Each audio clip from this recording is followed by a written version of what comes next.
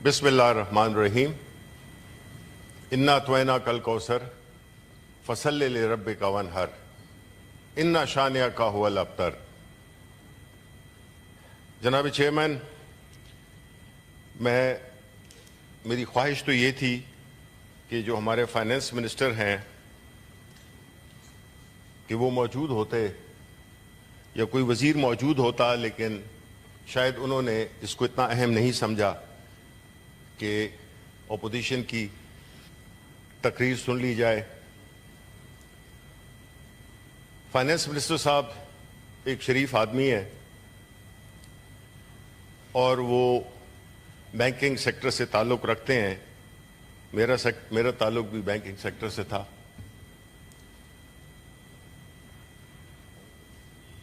اچھے آدمی ہیں، لیکن انہوں نے جو فیصلہ کیا اس حکومت میں آنے کا، میرا خیال ہے یہ ان کی زندگی کا سب سے، میں کہہ سکتا ہوں، غلط فیصلہ تھا۔ اس کی وجہ یہ ہے کہ حکومت میں آنا، پاکستان کے عوام کی خدمت کرنا، یہ بہت بڑا اعزاز ہے، اور خاص طور پہ وزارت خزانہ، یہ ایک بہت آنر کی بات ہے۔ لیکن یہ آنر اور یہ فخر اس وقت آدمی کو میسر ہوتا ہے یا اس کا حقدار ہوتا ہے جب وہ کسی لیجٹمیٹ گورنمنٹ کا حصہ ہو۔ جو موجودہ حکومت ہے وہ لیجٹمیسی سے آ رہی ہے۔ جس طریقے سے یہ حکومت آئی سب کو پتہ ہے، جس طرح سے یہ حکومت بنائی گئی سب کو پتہ ہے۔ تو ایسی صورتحال میں کیا ہوتا ہے کہ جب کوئی حکومت عوام کے مینڈیٹ سے نہ آئی ہو، اس میں لیجٹمیسی کا فقدان ہوتا ہے۔ کیا فرق ہوتا ہے ایک ڈکٹیٹرشپ میں اور ایک الیکٹڈ گورنمنٹ میں؟ ڈکٹیٹرشپ میں وہ لیجٹمیسی نہیں ہوتی ہے کیونکہ اس میں عوام کی سپورٹ حاصل نہیں ہوتی۔ ڈیموکریٹک گورنمنٹ میں جو ڈیموکریٹک حکومت ہوتی ہے وہ اپنے مینڈیٹ جو عوام نے اس کو دیا ہوتا ہے، اس کی ایک مورل سٹرینتھ ہوتی ہے، اس کی لیجٹمیسی ہوتی ہے۔ اس لیے وہ یہ مختلف قسم کے فیصلے، جس میں کہ آپ کو سخت فیصلے کرنے پڑتے ہیں، آپ کو ریفارمز کرنی ہوتی ہیں، آپ کو ایک عوام کے دل پر ہاتھ رکھتے ہوئے اپنی بجٹ بنانا ہوتا ہے۔ لیکن جب آپ میں لیجٹمیسی کا فقدان ہو تو نہ تو آپ کے پیچھے سپورٹ ہوتی ہے، نہ آپ کے اندر وہ مورل سٹرینتھ ہوتی ہے جس کی بنیاد پہ آپ فیصلے کر سکیں۔ یہ بجٹ بھی عکاسی کرتا ہے اس حکومت کی، اس فائنانس منسٹری کی جس کی حکومت کی کوئی لیجٹمیسی نہیں ہے، اور وہ ان اقدامات سے نظر آتا ہے کہ نمبر 1 کہ اس میں نہ تو کوئی اکنامک ویژن نظر آتا ہے، اور نہ اس میں ملک کو جو ایک بھکاری بنا دیا گیا ہے اس سے جان چھڑانے کی کوئی چھوٹی سی کوشش بھی نہیں کی گئی۔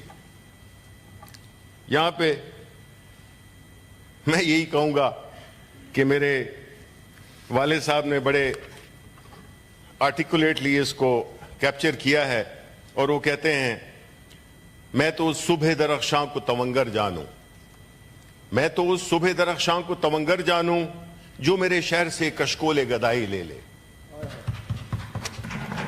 یہ جو کشکول گدائی ہے یہ خاصا رہا ہے۔ ہم کیسے پہنچے اس نہج پہ؟ یہ صحرا اس ملک کی معاشی بدحالی یا اس ملک کی جو اداروں کی بدحالی، اس کا صحرا اگر آپ دیکھیں چیئرمین صاحب آپ برا نہیں منائیے گا، اگر ہم دیکھیں کہ جب 1971 کے بعد جو ویسٹ پاکستان تھا، جو پاکستان بنا، اس وقت سے لے کر دو segments of Pakistani society have governed this country. One is Pakistan Muslim League Noon, other is Pakistan People's Party, and the same tenure has been shared by dictatorships. اس میں پی ٹی آئی کا کوئی ہاتھ نہیں ہے، کیونکہ پی ٹی آئی تو اقتدار میں آئی 2018 میں، 2013 میں پروونس میں ہم نے گورنمنٹ بنائی. اگر ہم یہ دیکھیں کہ یہ جو سفر ہے پچھلے تقریباً 50 سال کا، اس سفر میں جو گاڑی جو تھی وہ کس کے ہاتھ میں تھی؟ وہ ان دو پولیٹیکل سائڈ پہ، یہ دو پولیٹیکل پارٹیز، باقی ان کے ساتھ جو بھی ان کے ہواری تھے، اور ڈکٹیٹرشپس کی. اب جو بجٹ پیش کیا گیا ہے اس میں ہم نے یہ دیکھا ہے کہ زیادہ تفصیل میں نہیں جاؤں گا، کیونکہ یہ بجٹ ایک تو کل رات کو ملا اور اس پہ بڑی چیزیں دیکھی جا سکتی ہیں، لیکن جو ایک عام تاثر بھی ہے عوام کا، اور جو ہم نے بھی فیکٹس اینڈ فگرز دیکھے ہیں، وہ یہ ہے کہ پاکستان تحریک انصاف بحیثیت ایک پولیٹیکل پارٹی، پاکستان کی سب سے بڑی پولیٹیکل پارٹی، دونوں ہاؤسز میں. ہمارا ماننا یہ ہے کیونکہ پاکستان تحریک انصاف پاکستان کے عوام کی میجورٹی کی نمائندگی کرتی ہے، وہ اس بجٹ کو زہر قاتل سمجھتی ہے. پاکستان تحریک انصاف اور پاکستان کے عوام ایک طرف کھڑے ہیں، اور جو اشرافیہ کے نمائندے اور ایک انلیجٹمیٹ حکومت میں بیٹھے ہوئے لوگ وہ دوسری طرف کھڑے ہیں. ظاہر ہے کہ ان کو احساس کیا ہوگا عوام کے جذبات کا. جو ٹیکسز لگائے گئے ہیں اس کو اگر آپ دیکھیں تو آپ کو نظر آئے گا کہ پاکستان کے جو سیلریڈ کلاس ہے ان پہ مزید ٹیکس لگا دیا گیا ہے. ایک طرف منیمم ویج کو بڑھا دیا گیا ہے، بہت اچھی بات ہے، لیکن وہ بھی اس میں بھی گزارا نہیں ہوتا کسی کا. اور جو ٹیکس میں لے آئے ہیں وہ جو 50,000 روپے کی تنخواہ ہے جس کی، اس کو بھی ٹیکس میں لے آئے ہیں. سملرلی جو ہائر اینڈ پہ آپ جائیں تو اس میں گو کہ وہ ٹیکس بڑھایا نہیں گیا، لیکن اس کا تھریش ہولڈ نیچے کر دیا گیا ہے. پہلے 60 لاکھ کی تنخواہ، اس کو جو ٹیکس لگتا تھا اس میں آپ لے آئے ہیں اس کو 41 لاکھ پہ. اس سے ہوگا کیا جناب والا کہ ایک تو پاکستان میں سینئر لیول پہ کام کرنا وہ وائبل نہیں رہے گا، اور نیچے جو 50,000 کی جی اور اس سے اوپر کی جو کیٹیگری ہے ان کا تو تقریباً جینا ہی حرام ہو گیا. ان بیچاروں کو تو وہ بنے ہی اسی لیے تھے.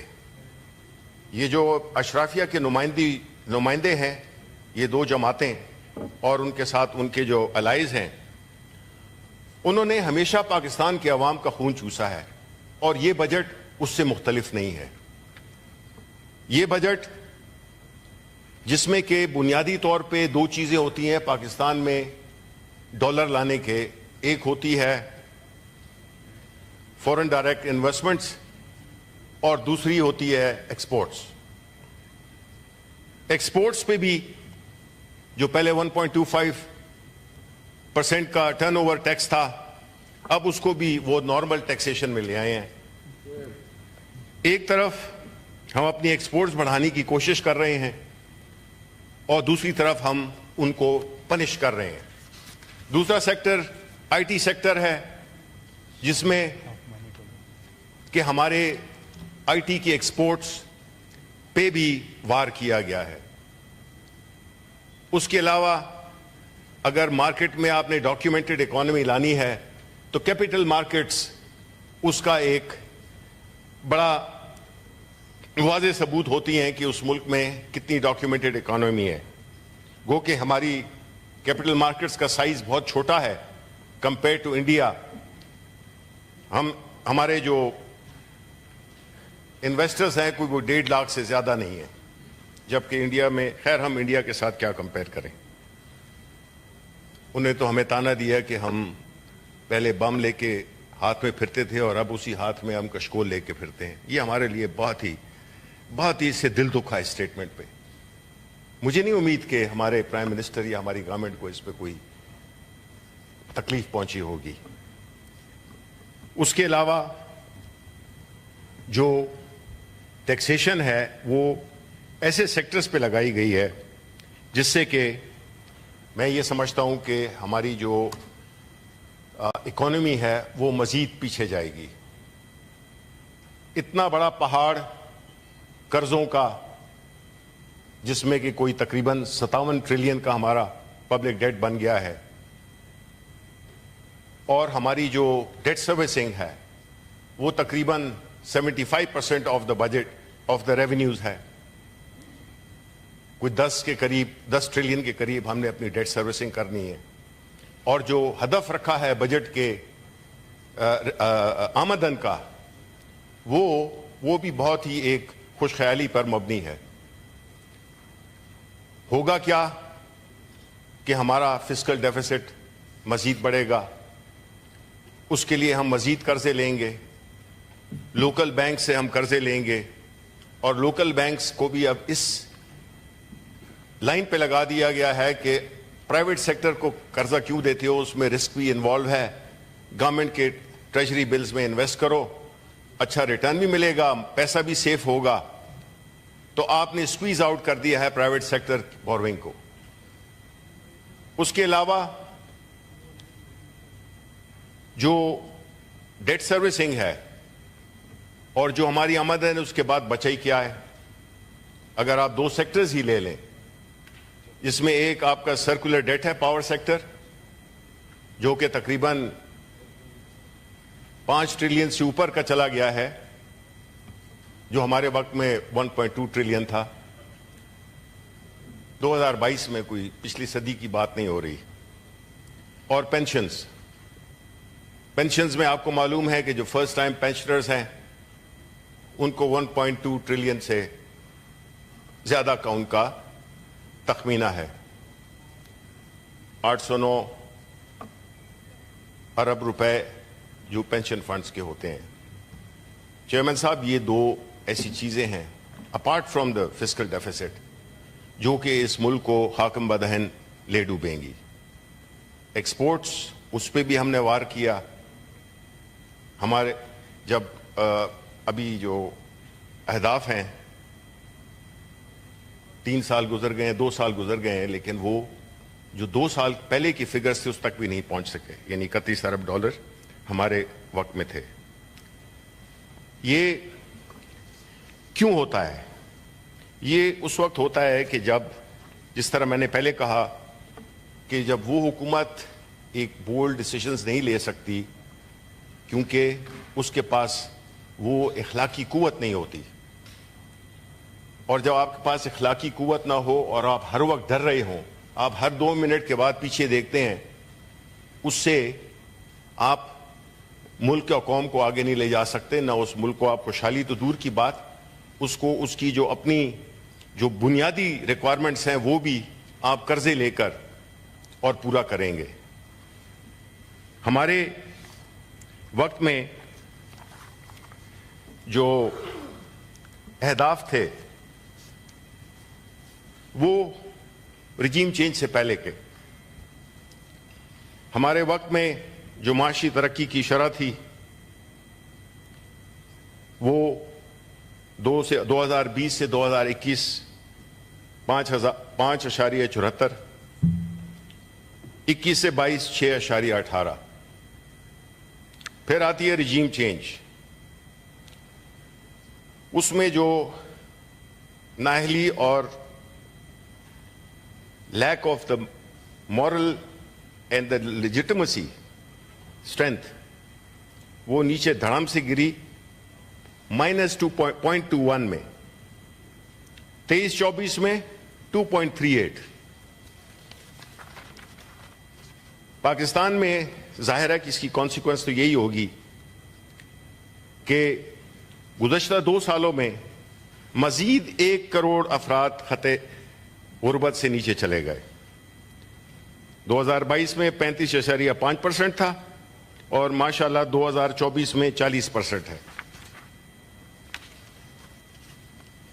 پاکستان کے قرضوں میں مسلسل اضافہ. ہمارے وقت میں 44.3 کھرب کا قرضہ تھا اور ابھی اس حکومت مارچ 24 کے اعداد و شمار یہ بتاتے ہیں کہ وہ 67.5 کھرب پہ پہنچ گیا ہے. اور یہ جاری ہے ایوری ڈے. وہ جس طرح نیو یارک میں ہے نا تو اس میں ہمیں بھی ایک بنا دینا چاہیے جس طرح ہم نے وہاں بنایا تھا کہ کشمیر کی آکوپیشن کتنے دن ہو گئے. نیچے ہم یہ بھی بتا دیں کہ جو ہمارا قرضہ ہے وہ کتنا بڑھ رہا ہے ہر گھنٹے کی بیسس پہ. پھر ایکسپورٹس اور جو ترسیلات ہیں فورن ریمیٹنسز وہ ہمارے وقت میں جولائی سے مئی کے اس میں 28.5 ارب تھے اور ابھی جو ہے تو وہ 27 ارب ہیں جولائی سے مئی. آپ اگر اس چیز کو دیکھیں تو نظر یہ آتا ہے کہ ہمارا سفر نیچے کی طرف ہی گامزن ہے. اور یہ کب رکے گا؟ یہ اس وقت رکے گا جب اس ملک کی اشرافیہ بجائے اس کے کہ اپنی باہر ملکوں میں جائیدادیں رکھے، اپنے کاروبار ملک سے باہر رکھے. ریسنٹ خبر جو آپ کو ملی تھی دبئی میں صرف 11 ارب ڈالرز کی پراپرٹیز. یورپ اور امریکہ اور باقی ملکوں کی تو کوئی انتہائی نہیں ہے. جناب والا اگر آپ فرینچ ریولیوشن کا بیک گراؤنڈ دیکھیں تو وہ ہائی پبلک ڈیٹ کی وجہ سے ایک مین کاز تھی اور وہاں پہ بھی یہی تھا کہ کوئی 2000 کے قریب اشرافیہ اس وقت کی اگر آپ کتاب پڑھیں چارلز ڈکنز کی ٹیل آف 2 سٹیز تو اس میں اس کا بڑی خوبصورتی سے احاطہ کیا گیا ہے. جب قربانی کی بات آئے تو پاکستان کے عوام دیں اور جب عیاشی کی بات آئے تو اشرافیہ آگے آگے ہو. یعنی یہ اس ملک کی اشرافیہ جو کہ بہت کم تعداد میں ہے اس نے اپنا تسلط قائم کیا ہوا ہے 225 ملین کے لوگوں پر، عوام پر. اگر یہ لوگ اپنی جائیدادیں اگر ان کو اس ملک سے اتنی محبت ہے جو کہ یہ کہتے ہیں اور جس پہ یہ سیاست کرتے ہیں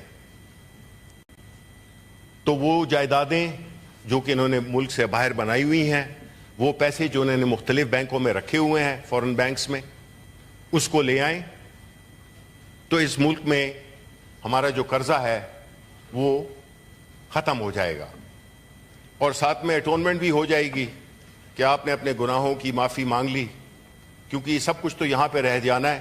جواب تو ادھر کے علاوہ اوپر کو دینا ہے. جو ادھر کا جواب ہے اس کے لیے آپ نے ادارے بنائے جس کو کہتے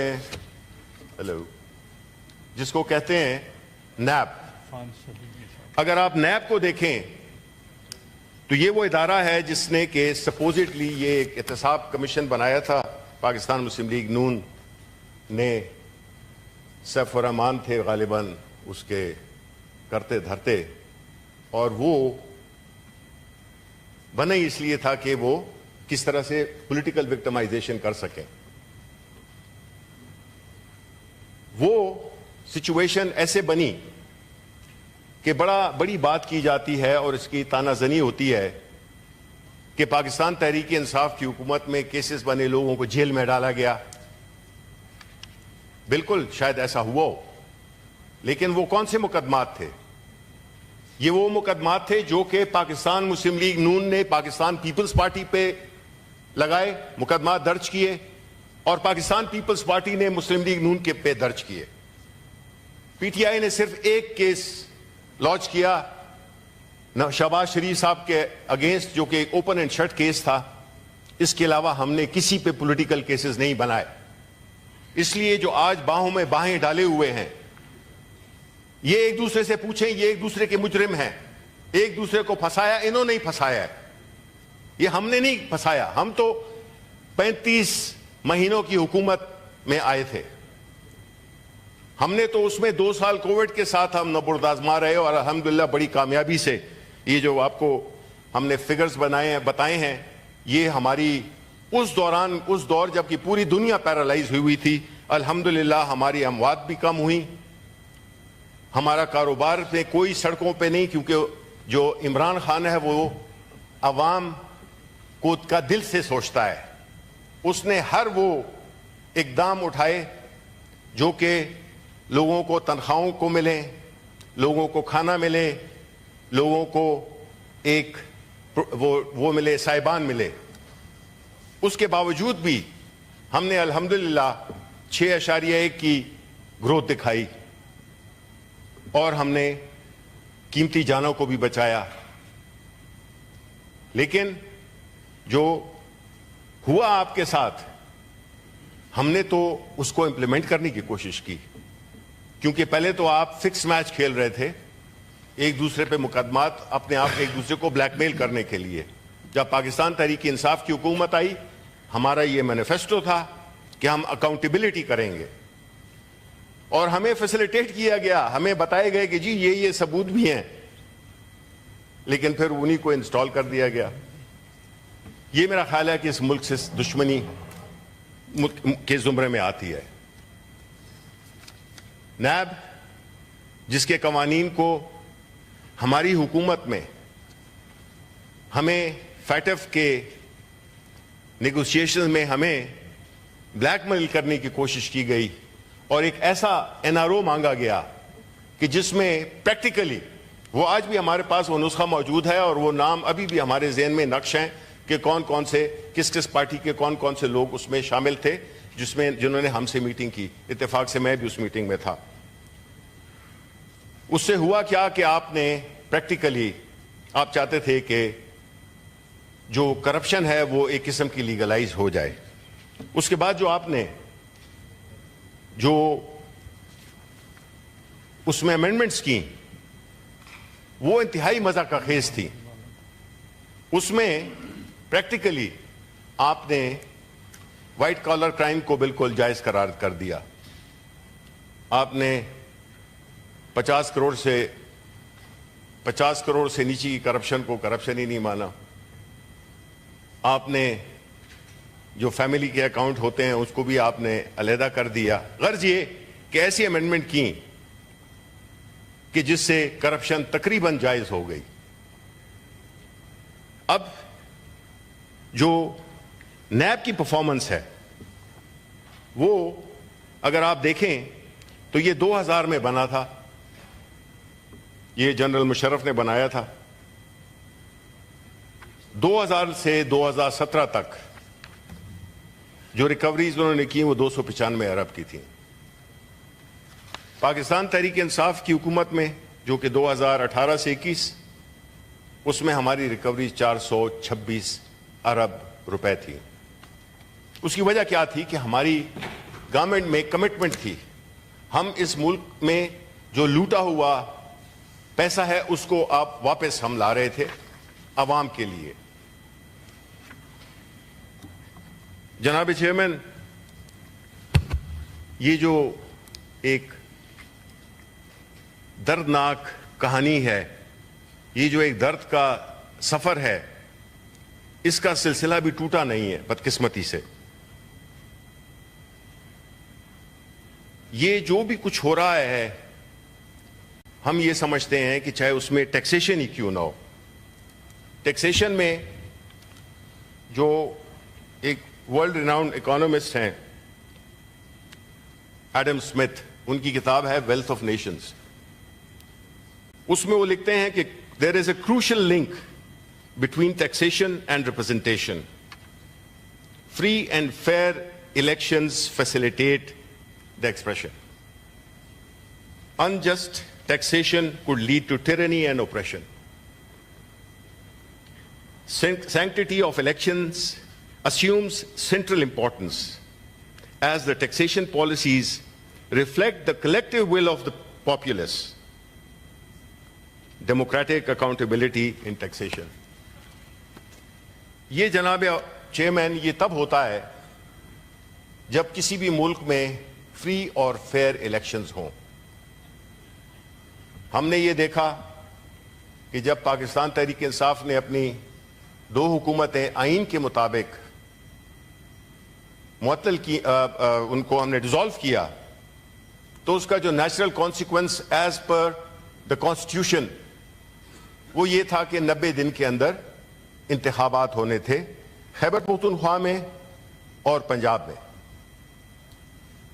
لیکن ہم نے دیکھا کہ یہ انتخابات 90 دن تو کیا 180 دن میں بھی نہیں ہوئے, اور بجائے اس کے کہ آئین پہ عملداری ہوتی, ایک ایسے کٹ پتلیوں کو لا کے بٹھا دیا گیا جس نے کہ ملک میں یہ جو تمام جو اکنامک اشاریے ہیں وہ اس بات کی گواہی دیتے ہیں کہ جن لوگوں کو بٹھایا گیا وہ نااہل بھی تھے, اور ان میں وہ لیک کرتے تھے لیجیٹیمیسی کو.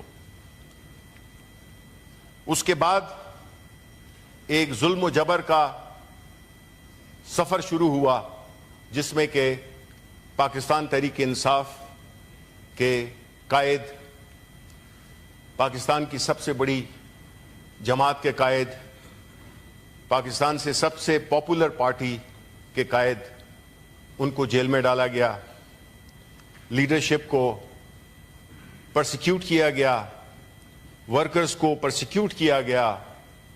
آج بھی ہمارے ہزاروں پولیٹیکل ورکرز, ہماری لیڈرشپ جیلوں میں ہے. اس ایوان کا ایک ممبر بھی جو کہ اعجاز چودھری ہیں, جن کے پروڈکشن آرڈر کے لیے ہم بارہا ریکویسٹ کر چکے ہیں, لیکن وہ شاید اتنے خطرناک ہیں کہ ان کو ہم اس ایوان میں نہیں لا سکتے.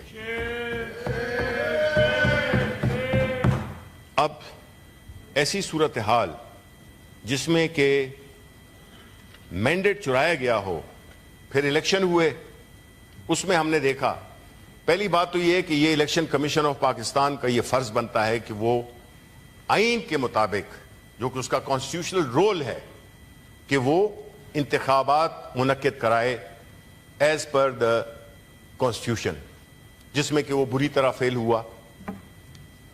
پھر اس کے اوپر الیکشنز, جب عدالت عظمیٰ نے یہ فیصلہ دے دیا تھا, یہ اس کا عدالت عظمیٰ سے کوئی تعلق نہیں ہے. آئین میں ہر چیز بڑی کلیئر لکھی ہوئی ہے. آپ کو جانا پڑا سپریم کورٹ اس کی وجہ سے الیکشن, ورنہ اگر وہ فیصلہ نہ آتا تو شاید آج دن تک الیکشنز نہ ہوتے. پھر پاکستان تحریک انصاف کا انتخابی نشان چھینا گیا, اور یہ کہہ کر کہ پاکستان تحریک انصاف نے الیکشن نہیں کرائے, اور وہ آج بھی یہی کہہ رہے ہیں. پاکستان تحریک انصاف نے 3 الیکشنز کروائے ہیں پچھلے 3 سالوں میں. 2 الیکشنز کروائے ہیں گزشتہ سال اور ایک اس سال. لیکن جب آپ نے طے کر لیا ہے کہ ہم نے پاکستان تحریک انصاف کے الیکشن کو نہیں مانا, نہیں مانیں گے جو کچھ بھی ہو جائے, جب آپ ایک فریق بن جائیں, تو پھر ہوتا یہ ہے کہ جب عوام کا غیظ و غضب آتا ہے, چاہے آپ ان کو 50,000 نئے سمبل دے دیں, وہ اس کی پرواہ نہیں کرتا. اور ثابت کیا کہ باوجود کنفیوزنگ, مشکل لیکن ویل تھاٹ آؤٹ انتخابی نشان جو کہ ایک الٹریٹ لوگوں کو گمراہ کر سکتی ہے, اس کو بھی عوام نے اپنی کمٹمنٹ سے, commitment to democracy, commitment with the chairman of Pakistan Tehreek-e-Insaf, Imran Khan. انہوں نے ریکارڈ ووٹ دیے اور ہر سیٹ پہ اس طرح سے لوگوں نے باوجود اس کے کہ تمام مشکلات کھڑی کی گئی تھیں، جیری مانڈرنگ ہوئی تھی، حلقوں میں ایک ہی فیملی کے مختلف پولنگ سٹیشنز بنا دیے گئے تھے، سب کچھ کیا گیا، نومینیشن پیپرز چھینے گئے، کینڈیڈیٹس کو اٹھایا گیا، اس کے باوجود آپ کو ایک شرمناک شکست ہوئی۔ پاکستان تحریک انصاف ابھری اس ملک کی سب سے بڑی سیاسی جماعت کے طور پر دونوں ایوانوں میں۔ آپ کا دل شاید ابھی بھی نہیں بھرا،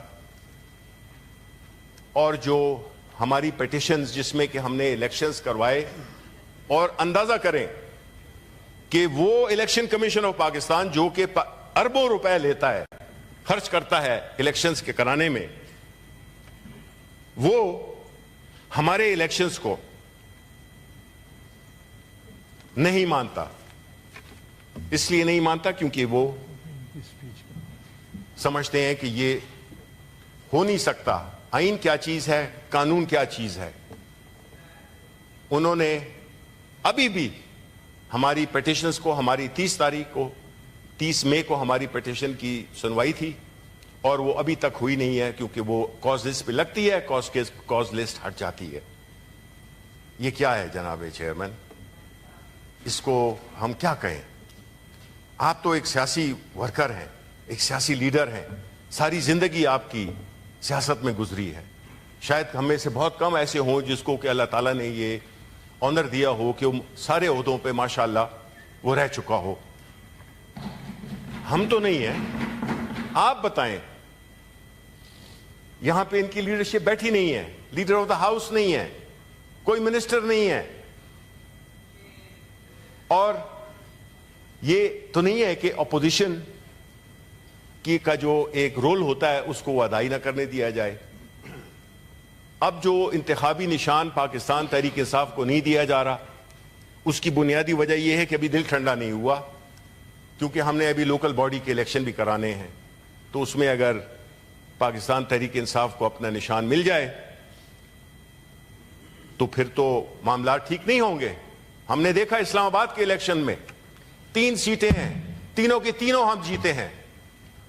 جو الیکشن ٹریبونل میں ہم گئے تو جناب وہ ایک اور مذہق خیز کہ الیکشن کمشنر آف پاکستان یہ کہتا ہے کہ جی کہ ایک کینڈیڈیٹ کا اس پہ جج پہ وہ جو ٹریبونل بنا تھا اس پہ اعتماد نہیں، اور فوراً وہ جو ہے تو اس کو وہ شفٹ کر دیتے ہیں۔ یہ تو شکر ہے کہ عدالت نے اس کو نہیں چھوڑا، لیکن یہ آپ کی مائنڈ سیٹ کو ظاہر کرتا ہے کہ آپ نے یہ طے کر لیا ہے۔ جب آپ نے یہ طے کر لیا ہے تو آپ اس میں بھول جائیں عمران خان کو، بھول جائیں پاکستان تحریک انصاف کو، بھول جائیں ہم جتنے بھی بیٹھے ہوئے ہیں۔ آپ ملک کا سوچیں۔ یہ جو ہماری اکنامک فگرز ہیں یہ اسی کا آئینہ ہے کہ آپ نے غلط طریقے سے انکلوڈنگ میں یہ کہہ سکتا ہوں کہ اگر آپ اس وقت جو ہمارے پرائم منسٹر ہیں وہ بھی اپنے الیکشن ہارے ہوئے ہیں، وہ بھی مینیپولیٹڈ ریزلٹس کے ذریعے یہ آئے ہیں۔ جتنے آپ دیکھ لیں، ڈیفنس منسٹر ہے، کون سا منسٹر ہے، they have all lost their elections، اور یہ بیٹھے ہوئے ہیں۔ تو کیسے آپ توقع کرتے ہیں کہ اس ملک میں ایک پولیٹیکل یا ایک سیاسی استحکام آئے گا؟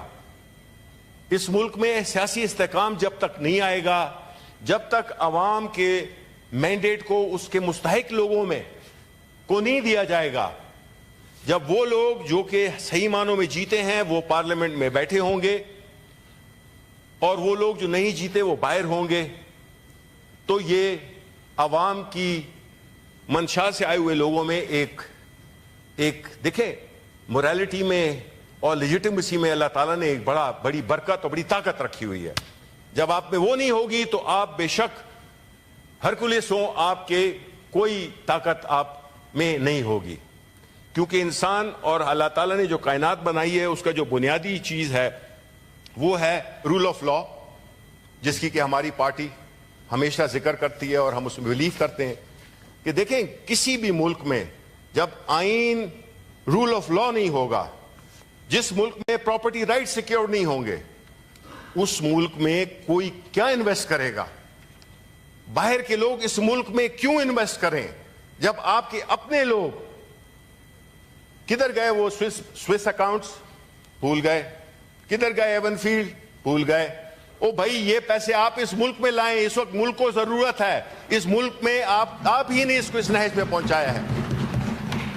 آپ یہ نہیں کر سکتے کہ پاکستان کے غریب عوام کے خون پسینے کی کمائی کو باہر اپنی جائیدادیں بنائیں، کیونکہ آپ اپنا فیوچر سیکیور کرنا چاہتے ہیں۔ تو پاکستان کے جو عوام ہیں تو وہ گھاس کھائیں گے۔ پاکستان کے عوام جس میں کہ میجورٹی ینگ لوگوں کی ہے، وہ کس طرح سے اپنا مستقبل دیکھیں گے؟ ہمارے اس وقت وہ کیئر ٹیکر پرائم منسٹر ہے نہیں، جنہوں نے کہا تھا جب ان سے پوچھا گیا کہ بھئی millions of youngsters are leaving the country, تو انہوں نے کہا کہ سو واٹ۔ جناب چیئرمین، نوجوان اس ملک کا سب سے قیمتی اثاثہ ہیں۔ آپ پوچھ لیں کہ انہوں نے بجٹ میں اس کے لیے کیا رکھا ہے، آپ پوچھ لیں کہ آپ نے ایجوکیشن، ہائر ایجوکیشن کے جو فنڈز ہیں وہ کتنے ہیں؟ وہ کوئی 40 سے 60 ارب کے درمیان ہیں۔ لیکن آپ کی پرائیورٹی کیا ہے؟ آپ کی پرائیورٹی ہے کہ آپ نے فائر وال اور سوشل میڈیا کو کنٹرول کرنے کے لیے کوئی 30 سے 35 ارب روپے کا اس کے لیے ایلوکیشن کی ہے۔ یہ کیا ہے؟ یہ پرائیورٹیز ہیں جناب۔ جب آپ نوجوانوں کو ان کے مستقبل سے مایوس کر دیں گے تو ظاہر ہے کہ وہ تو پھر فرسٹریشن بڑھے گی، اور یہ ایک اثاثہ بھی ہیں اور یہ ایک بہت بڑی لائبلٹی بھی بن سکتے ہیں اگر ہم نے ان کا خیال نہ رکھا، اگر ہم نے ان کو مستقبل میں روشن مستقبل کی ڈائریکشن نہ دی۔ ابھی تو وہ خواب دیکھنا بھی چھوڑ دیا انہوں نے، نوجوانوں نے۔ وہ نہیں سمجھتے کہ ان کا مستقبل اس ملک میں اس وقت کوئی بہت روشن ہے۔ Coming back to election commission of Pakistan, آپ مجھے بتائیں چیئرمین صاحب، once again I say that you are a political person and you have fought many elections. I don't want to quote the example of our enemy country. ابھی elections ہوئے ہیں، وہاں پہ 800 million سے زیادہ لوگوں نے ووٹ کیا ہے۔ کتنے ہزاروں پولنگ سٹیشن تھے، لاکھوں پولنگ سٹیشنز تھے۔ ایک جگہ پہ ایک بندہ رہتا تھا، اس کے لیے بھی پولنگ سٹیشن بنایا انہوں نے۔